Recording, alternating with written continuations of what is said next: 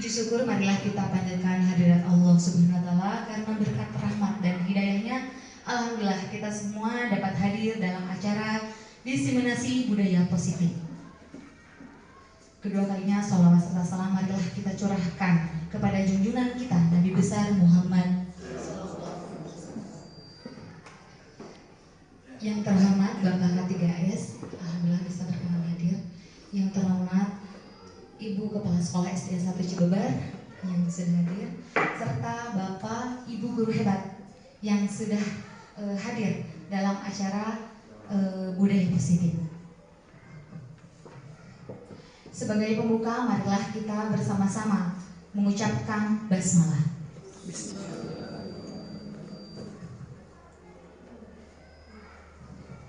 Acara selanjutnya yaitu menyanyikan lagu Indonesia Raya.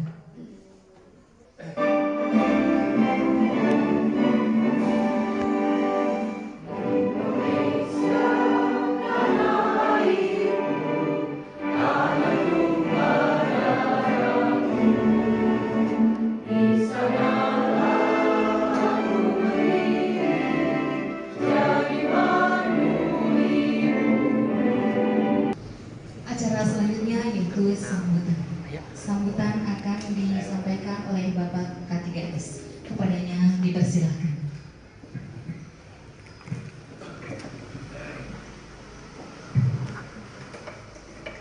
Bismillahirrahmanirrahim. Assalamualaikum warahmatullahi taala wabarakatuh. Innal hamdalillah sholatan wassalamun ala Rasulillah wa ala alihi wa sahbihi wa mawalah. Asyhadu an la ilaha illallah wa asyhadu anna Muhammadan abduhu wa rasuluh la nabiyya ba'dah. Qala rabbi shrah sadri wa yassir li amri wahlul 'uqdatam min lisani yafqahu qawli. Amma ba'du. Puji dan syukur marilah kita panjatkan hadirat Allah Subhanahu wa taala. Alhamdulillah berkat kudrat dan irodatnya pada hari ini di tempat ini kita bisa berkumpul dengan niat, dengan tujuan yang sama untuk melaksanakan KKG ya, dengan tema diseminasi budaya positif. Untuk itu kita berharap memohon kepada Allah Subhanahu wa taala mudah-mudahan kita bisa melaksanakan kegiatan ini dengan lancar ya, dengan lancar, kemudian kita bisa mencerna apa yang disampaikan nanti oleh para narasumber, yaitu para CGP angkatan 7 di Kecamatan Kirapedes ini ya. Sholawat beserta salam semoga selamanya tercurah limpah kepada Paduka Alam Habibana wa Nabiyana wa Maulana Muhammad sallallahu alaihi wasallam.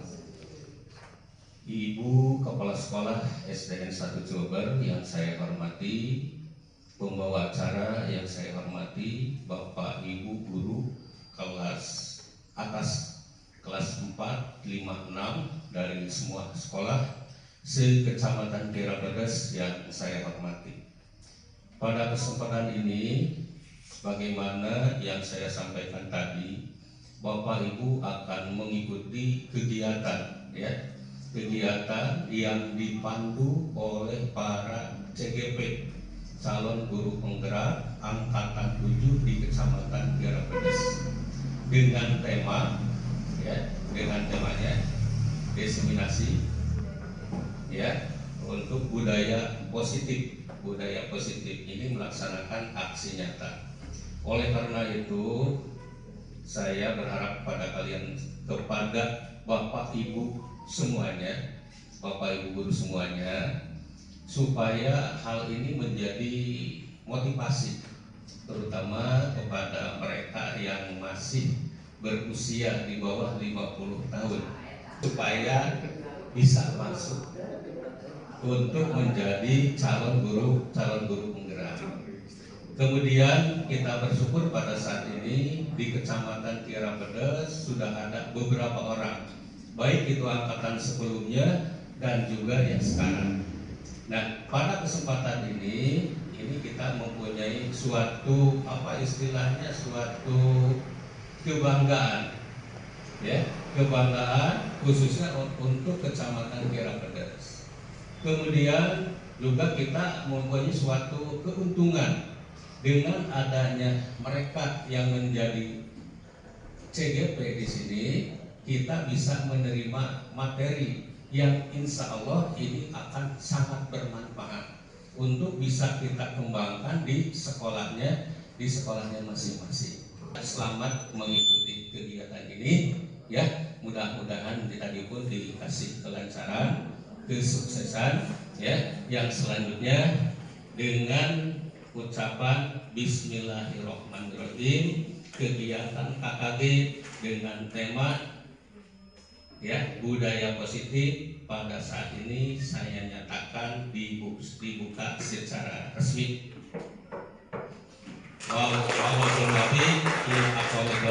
Wassalamualaikum warahmatullahi taala wabarakatuh.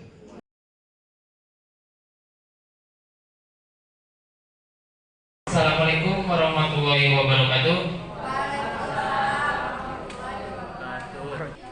Di sini materinya yaitu tentang budaya positif yang tadi sudah dijelaskan oleh narasumber Bu Ida. Yang pertama tadi ngebahas apa?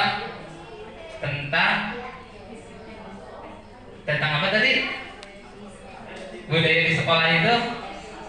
Kemudian disiplin, kemudian ada penghukuman, ya, ada penghargaan seperti itu. Nah, sekarang budaya positif selanjutnya yaitu ada dua, yaitu keyakinan kelas serta kebutuhan dasar manusia dan dunia berkualitas. Tadi oleh Wida sudah dijelaskan apa itu keyakinan kelas, sedikit sudah ada contohnya, sudah bagus ada di sini sehingga ada sebuah kesepakatan. Nah, sebelumnya kita buat kesepakatan dulu untuk sesi ini. Pertama, silakan oleh Bapak Ibu mau apa kesepakatannya? Sambil ngopi boleh, minum boleh. Nah, itu kita buat sebuah kesepakatan ya. Kemudian cukup, ada yang mau ditambahkan lagi? Tidak? Boleh bernapas? Boleh ya. Baik, sebelumnya ada sebuah yel-yel. Yel-yelnya yaitu semangat pagi. Berarti dijawab Bapak. Ada yang pernah mendengar? Nah, semangat pagi, pagi luar biasa, Allahu Akbar. Seperti itu ya, siap semuanya. Semangat pagi, luar biasa, Allahu Akbar. Nah, sebelumnya ada seorang filosofi pendidikan, pasti sudah bagus semuanya ya, yaitu siapa ini? Bapaknya? Beliau mengatakan merdeka menurut Ki Hajar Dewantara, yaitu merdeka itu artinya tidak hanya terlepas dari perintah, tetapi juga cakap buat memerintah diri sendiri. Nah, kita ini sebenarnya seorang guru penggerak semuanya, minimal menggerakkan diri sendiri. Nah, tadi terlepas dari perintah, minimal kita memerintahkan diri sendiri. Kenapa? Karena kita itu adalah seorang pemimpin, minimal pemimpin untuk dirinya sendiri. Baik, kita ke keyakinan kelas. Sebelumnya ada sebuah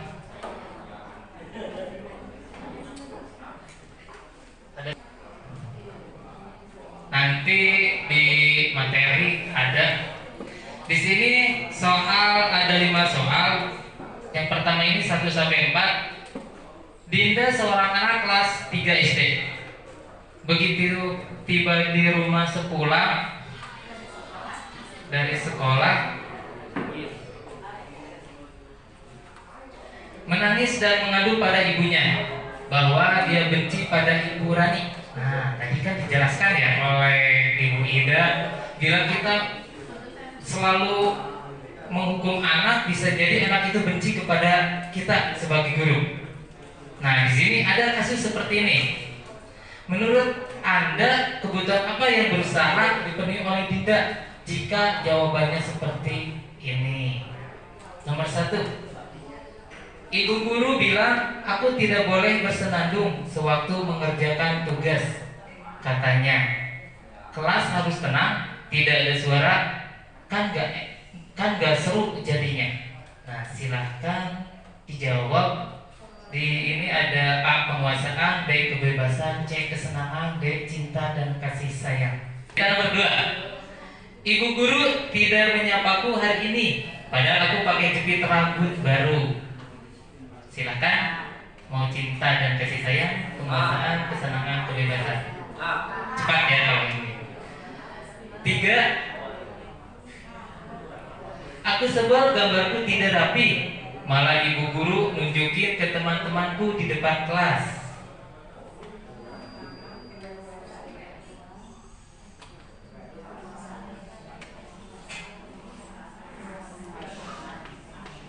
Jadi yang gambarnya jelek, kemudian oleh ibu gurunya ditunjukkan kepada teman-temannya.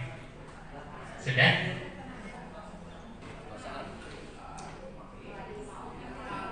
Boleh bebas, jangan takut salah. Gak apa-apa.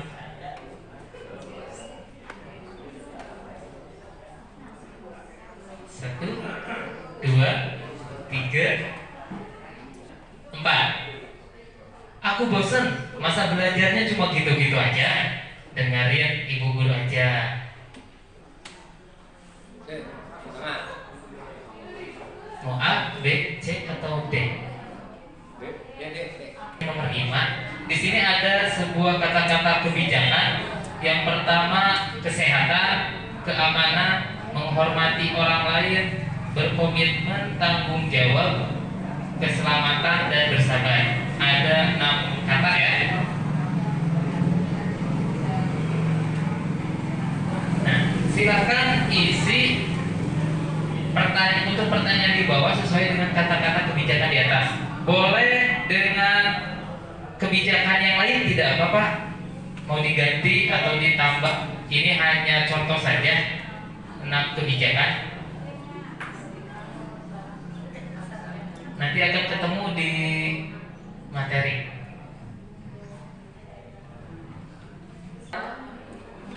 Kembalikan barang ke tempatnya, silakan. Kebijakannya mau yang mana? Tanggung jawab. Tadi tanggung jawab boleh. Yang kedua, dilarang mengganggu orang lain. Menghormati. Dilakukan yang ketiga, hadir di sekolah 15 menit sebelum pembelajaran dimulai. Komitmen. Baik. Dilarang melakukan kekerasan. Keselamatan. Boleh yang lain tidak apa ditambah, boleh lebih dari 1 jawaban ya. Dilarang menggunakan narkoba. Kesehatan pasti ya. Kemudian bergantian atau menunggu giliran. Menghormati orang lain, betul. Dilarang merokok. Kesehatan. Kemudian berjalan di kelas dan koridor. Apa itu? Keselamatan. Jawaban sudah baik ya, sudah bagus semua. Baik, kita kembali ke materi keyakinan kelas. Nah, ada yang sudah tahu keyakinan kelas? Tapi udah dijelaskan bagusan, sudah ada ya. Nah, untuk pertanyaan pemantiknya, mengapa tidak peraturan saja? Mengapa harus keyakinan kelas? Apakah sama peraturan dengan keyakinan kelas?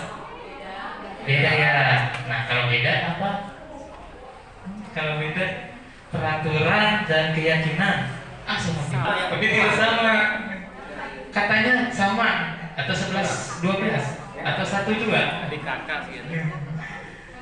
Baik. Nah, pertanyaan pemantik berikutnya yaitu mengapa kita memiliki peraturan harus menggunakan helm bila mengendarai kendaraan roda 2? Ayo coba, kenapa?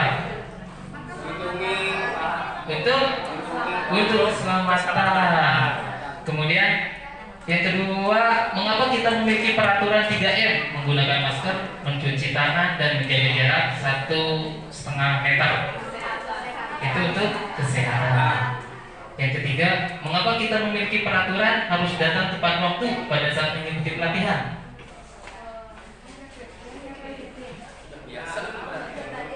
Apa? Disiplin boleh, terus komitmen boleh, menghargai orang lain boleh tidak? Boleh ya, karena itu kan aturan. Nah, sudah bisa membedakan antara keyakinan dan peraturan. Ayo apa? Peraturan itu udah pasti. Terus bisa memaksa. Memaksa boleh ya. Kalau keyakinan? Nah, keinginan dari diri sendiri. Motivasi intrinsik ya. Nah, ya dari diri sendiri. Nah, jadi jawabannya yang sudah diyakini. Nah, yang tadi kan mengapa kita memiliki peraturan harus menggunakan helm bila mengendarai kendaraan beroda 2? Itu kan untuk keselamatan. Nah, keselamatannya itu yang menjadi keyakinan untuk kita. Bisa dipahami? Sudah bisa membedakan ya antara peraturan dan keyakinan? Oke. Kita next. Nah, untuk mendukung motivasi intrinsik, kembali ke nilai-nilai atau keyakinan-keyakinan lebih menggerakkan seseorang dibandingkan mengikuti serangkaian peraturan-peraturan.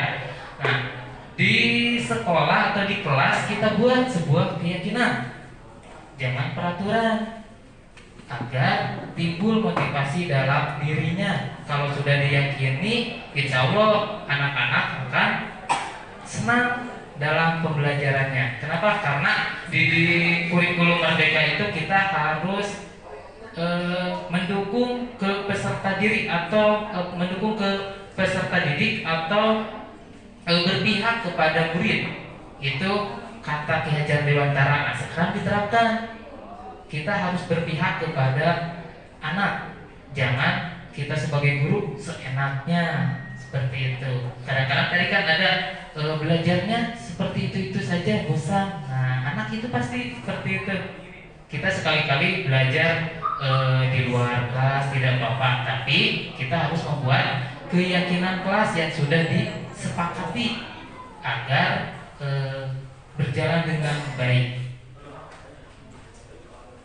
Nah, budaya positif akan timbul di lingkungan yang positif juga. Kalau di sekolah kita terapkan, insya Allah akan menjadi sebuah keyakinan kelas, kemudian menjadilah peraturan kelas. Jadi kita mudah dalam membuat peraturannya kalau sudah diyakini oleh guru dan murid. Bisa dipahami ya? Nah, coba di sini. Yang mana yang merupakan keyakinan kelas dan mengapa?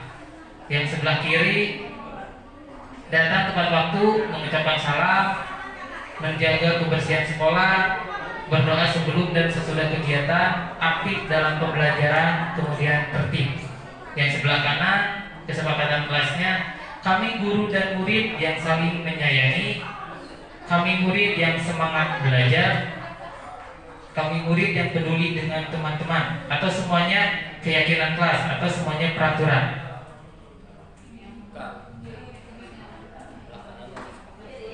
Yang kanan sebelah sini. Ya, ini kanan, sebelah kiri yang ada warna hijau-hijau ya, gambar. Kanan? Kanan apa itu? Keyakinan. Nah, ya, kanan keyakinan, sebelah kiri yaitu kesepakatan atau peraturan ya. Kenapa? Karena sepertinya itu harus tapi rata-rata kalau peraturan rata-rata pasti dilanggar. Tapi kalau kesepakatan atau keyakinan kelas itu insya Allah akan dilaksanakan oleh murid. Nah, di sini ada kegiatan pendalaman, dibuat sebuah tabel ya, ada T, ada Y. Nah, kita bisa menceklisnya, dilihat di kelas apakah sudah sesuai tidak. Di sini ada hormat. Kami meyakini bahwa sangat penting untuk menghormati semua orang dan barang milik orang lain. Nah, kalau sudah diyakini, insya Allah tidak akan ada yang mau berani mengambil sesuatu atau meminjam barang buku tidak bilang dulu. Pasti akan dilaksanakan ya oleh siswa itu kalau sudah meyakini. Ini hanya contoh saja. Kita next. Nah, di sini hormat. Misal ada tanpa seperti, tidak tanpa seperti. Datang tepat waktu berarti tanpa seperti, yang kita checklist seperti itu, atau diberikan kepada anaknya ya. Kejujurannya harus diterapkan. Kemudian sering hadir terlambat berarti itu tidak tanpa seperti. Nah, tadi di sini kan ya, yang ini ada peraturan dan keyakinan kelas. Kita samakan coba. Selalu kembalikan buku ke tempatnya, yaitu tanggung jawab, dilarang mengganggu orang lain, menghormati orang lain, kemudian hadir di sekolah 15 menit sebelum pembelajaran, itu menghormati orang lain dan berkomitmen ya boleh. Dilarang melakukan kekerasan, keselamatan dan menghormati orang lain. Dilarang menggunakan narkoba, itu kesehatan. Bergantian atau menunggu giliran, menghormati orang lain dan bersabar. Kemudian gunakan masker, kesehatan, keselamatan. Jangan berlari di kelas atau koridor, seperti itu keselamatan dan keamanan. Semuanya benar ya. Nah, sekarang kebutuhan dasar manusia dan dunia berkualitas. Ada sebuah pertanyaan pemantik. Ibu Ani, guru wali kelas 2 di SD Pelita Hati, sedang bingung menghadapi ulah salah satu murid di kelasnya. Katakanlah anaknya itu namanya Doni. Beberapa anak di kelas 2A telah datang padanya dan mengeluhkan Doni yang seringkali meminta bekal makan siang mereka dengan paksa. Jika Anda menghadapi situasi seperti Ibu Ani, apa yang akan Anda lakukan? Menurut Anda, kira-kira apa alasan Doni melakukan hal itu? Apakah ada yang menemukan kasus seperti ini? Biasanya kan kita menerapkan di hari Rabu ya, anak-anak membawa makanan. Ada yang seperti ini, ya, atau ada anak langsung tanpa bilang dulu meminta langsung ambil. Nah, berarti masuk ke sini ya. Baik, untuk menjawab pertanyaan ini kita ada kebutuhan dasar manusia menurut William Glasser ya. Nah, kita tonton videonya.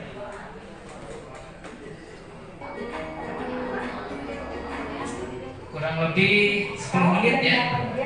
Ibu dan bapak guru hebat untuk membangun budaya sekolah yang positif dengan lingkungan yang aman dan mendukung murid untuk menjadi pribadi yang berdaya, seimbang, dan bahagia. Salah satu upaya yang dapat dilakukan oleh guru adalah memahami kebutuhan dasar yang mendasari perilaku anak. Pada video kali ini, kita akan membahas tentang 5 kebutuhan dasar manusia.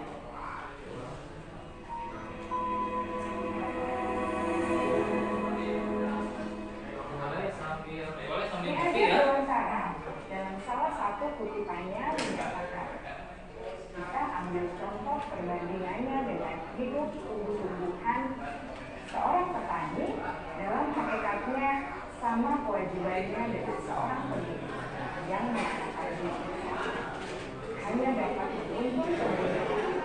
Dia dapat memperbaiki kondisi tanah, melihara tanaman padi, bibit dan air, basuh ulat-ulat atau jamur-jamur yang mengganggu hidup tanaman padi, dan lain sebagainya. Ketika guru memahami kebutuhan apa yang mendasari perilaku murid, guru berusaha menuntut dan mendukung murid dalam memenuhi kebutuhannya secara positif. Pada hakikatnya, guru tersebut ibarat seorang petani yang sedang berusaha memahami kebutuhan masing-masing tanaman. Ia berusaha memenuhi kebutuhan tanaman tersebut agar dapat tumbuh subur dan maksimal. William Glasser, seorang psikiater dari Amerika Serikat, menyatakan bahwa seluruh tindakan manusia memiliki tujuan tertentu, yaitu memenuhi kebutuhan dasarnya. Ketika kelima kebutuhan dasar telah terpenuhi secara memadai, maka murid akan tumbuh dengan seimbang dan bahagia. Sebaliknya, jika kebutuhan dasar tidak terpenuhi dengan baik, maka seseorang akan mengalami rasa negatif, bosan, sedih, dan kecewa. Bahkan, mereka dapat melakukan perbuatan yang bertentangan dengan nilai-nilai kebajikan atau melanggar aturan. Dengan kata lain, perilaku buruk seseorang biasanya adalah respons dari kebutuhan yang tidak nyata. Namun, mereka tidak tahu cara untuk ada 5 kebutuhan dasar manusia menurut Dr. William Glasser, yaitu yang pertama, bagaimana dikerjakan hidup agar berhasil.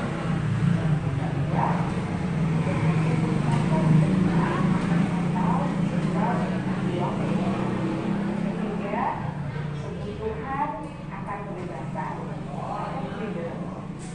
Keempat, kebutuhan akan kesenangan atau fun. Dan kelima, kebutuhan akan kekuasaan atau power. Kebutuhan dasar yang pertama adalah kebutuhan yang bersifat fisiologis untuk bertahan hidup atau survival. Misalnya, kesehatan, rumah, dan makanan. Kebutuhan biologis sebagai bagian dari proses reproduksi termasuk kebutuhan untuk bertahan. Kebutuhan untuk merasa aman juga termasuk dalam kebutuhan ini.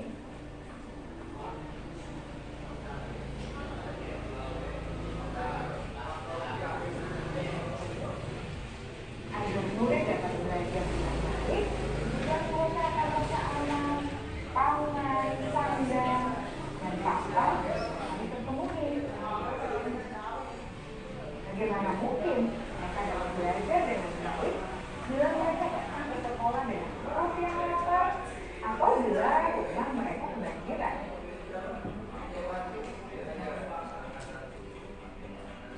Setelah kita mengetahui kebutuhan pertama yang sebagian besar kebutuhan biologis, mari kita lihat kebutuhan kedua sampai kelima yang semuanya berhubungan dengan psikologi.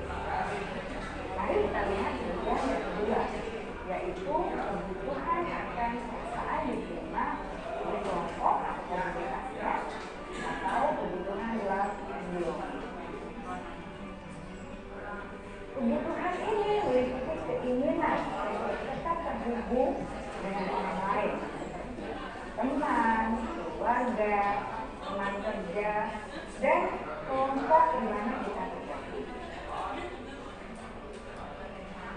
Setiap murid ingin menjadi bagian yang berharga dari kelas dan juga sekolah. Mereka juga ingin diterima oleh orang lain dan kelompoknya.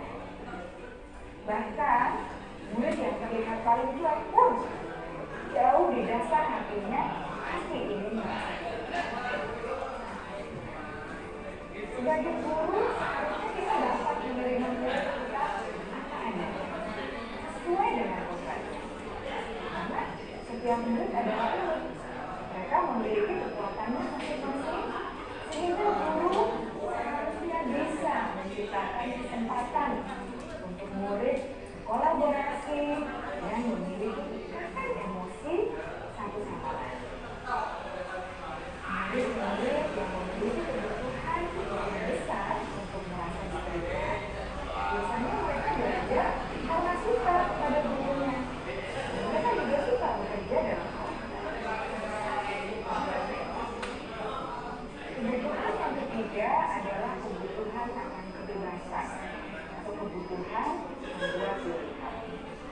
Murid harus diberi kesempatan untuk membuat pilihan dan bertanggung jawab atas pilihan yang mereka telah ambil.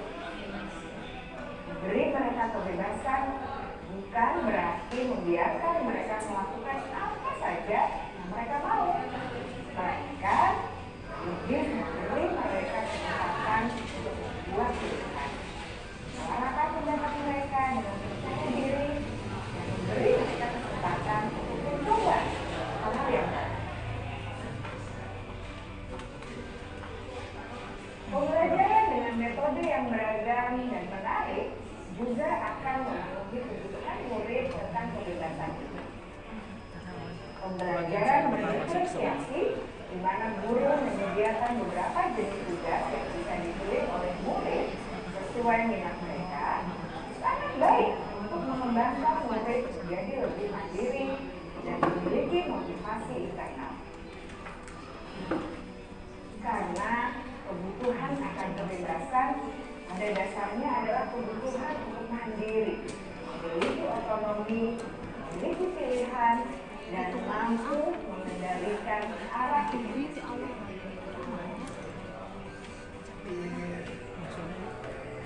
Kebutuhan yang keempat adalah kebutuhan kesenangan.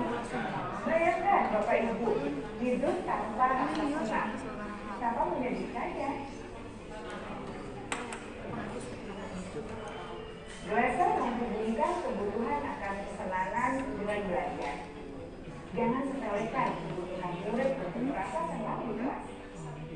Sebagai guru, jangan ragu-ragu untuk dengan sengaja melakukan kegiatan yang menyenangkan dalam kelas.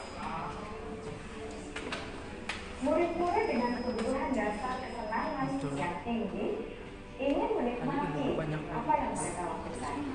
Mereka juga konsentrasi tinggi saat kegiatan hal-hal yang menyenangkan.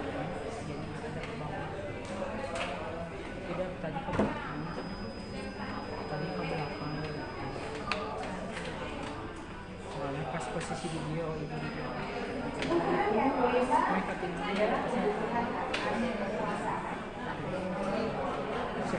Setiap murid memiliki kebutuhan untuk merasakan perfect. Jadi terakhir diakui capaian dan keterampilannya.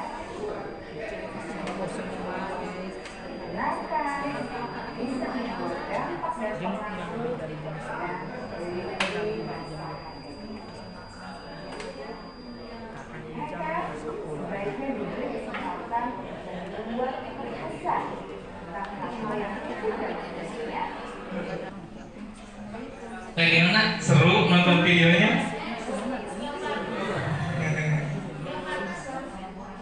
Nah, kebutuhan dasar itu menurut William Glasser yaitu ada 5. Yang pertama bertahan hidup, kemudian kasih sayang, atau penguasaan dulu tadi, merasa diterima ya, kasih sayang, kemudian penguasaan, kebebasan, dan yang kelima adalah kesenangan. Nah, itu pasti ada dalam diri kita dan pada anak murid kita.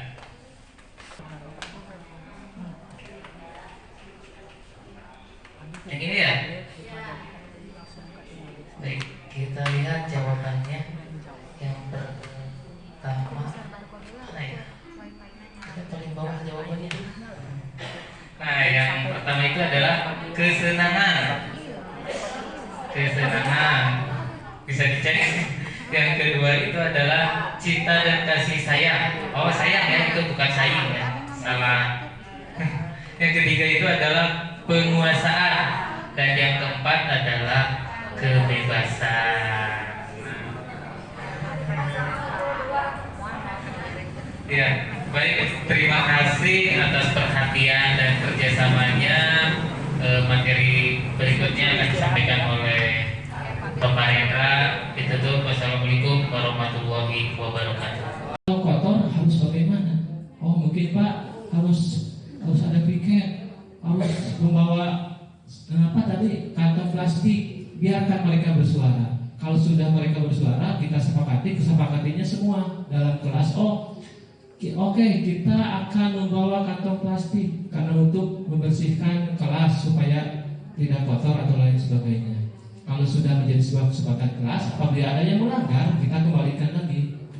Oh, kenapa kamu melanggar? Barulah kita menggunakan yang namanya segitiga restitusi itu. Ya, begitu Bapak Ibu, hanya sekedar menambahkan. Sudah bagus dari Pak Rendra, Bu Ida, Pak Anjar. Mudah-mudahan ada perubahan di kelas kita, sehingga kita bisa menerapkan budaya positif di sekolah kita masing-masing. Sekian dari saya. Assalamualaikum warahmatullahi wabarakatuh. Waalaikumsalam warahmatullahi wabarakatuh. Terima kasih kepada Pak Ipan yang telah memberikan tambahannya dan penguatan untuk Bapak Ibu semuanya. Apakah sudah cukup atau masih ada pertanyaan lagi? Cukup?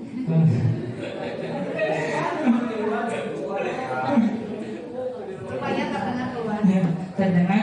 Berarti kami ucapkan terima kasih kepada Bapak Ibu guru kelas 4, 5, dan 6 yang khususnya hari ini hadir, telah menyempatkan waktunya kumpul bersama, karena ketika kumpul itu ada silaturahim. Ketika ada silaturahim maka malaikat pun akan mencatatkan kebaikan untuk kita semua.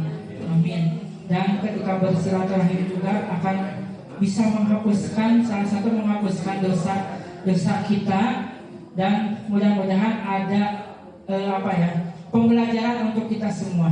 Karena tujuan dari sebuah KKG ini adalah bukan menggurui, tapi kita merefleksikan diri kita untuk menjadi lebih baik. Jangan katakan saya tua, tapi katakan saya muda. Karena belajar itu tidak ada batasan usia. Jangan katakan yang muda saja yang maju, yang tua di belakang. Tetapi yang baik itu adalah yang tua itu mendorong tapi nyuntrungkeun. Sok weh, nah itu. Yang muda bukan berarti mampu dan sok bisa, tetapi kita harus saling bekerja sama, dihikir babarengan.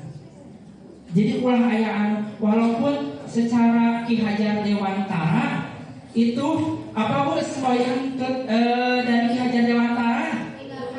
Ingarso Sungtulodo Tuturi Handayani.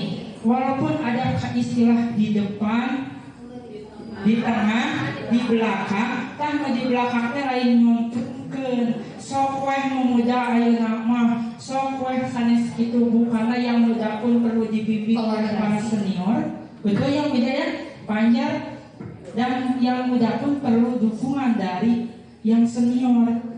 Dan kita belajar bersama-sama tadi Bu, bahwa sesuai jadi ceramah tadinya punya introspeksi juga diri, bahwa belajar itu kan sepanjang hayat.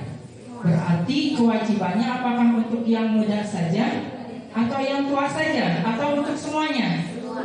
Semuanya. Berarti tidak ada istilah usia. Semuanya kita belajar. Ya, jadi Bapak Ibu, kita bersama-sama saling mendukung, saling belajar, saling mengayomi satu sama lainnya. Hilangkan kata senior junior, hilangkan kata muda dan tua. Katakan kita muda. Teriakku semuanya muda, kita muda. Nah, kita muda. Jangan merasa tua. Karena tua itu identik dengan lemah. Tapi kalau muda semangatnya menggelora seperti itu. Insya Allah, karena merefleksikan diri, bagaimana ketika kita menginginkan murid yang idealis, murid yang sesuai, murid yang pintar, murid yang serba bisa. Tetapi dalam diri kita tidak ada kemauan untuk sama juga belajar. Seperti itu Bu. Jangan pernah takut salah juga, seperti itu Bu. Karena tadi salah itu wajar, yang tidak wajar itu salah yang keterusan, seperti itu.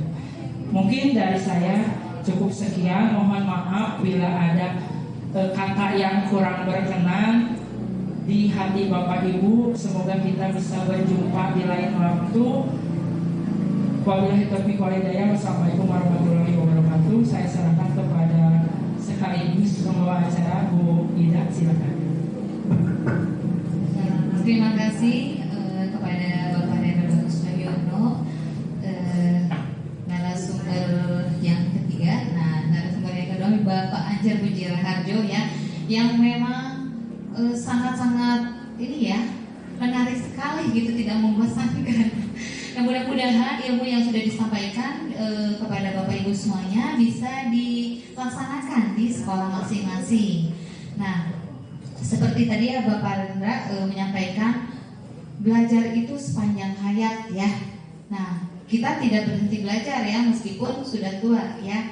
Jadi di sini ada quote juga ya, jangan pernah berhenti belajar karena hidup tak pernah berhenti mengajarkan. Nah, apalagi kita sebagai guru ya harus banyak belajar, tidak berhenti belajar. Kalau tidak, kita ketinggalan. Murid kita sekarang lebih pintar.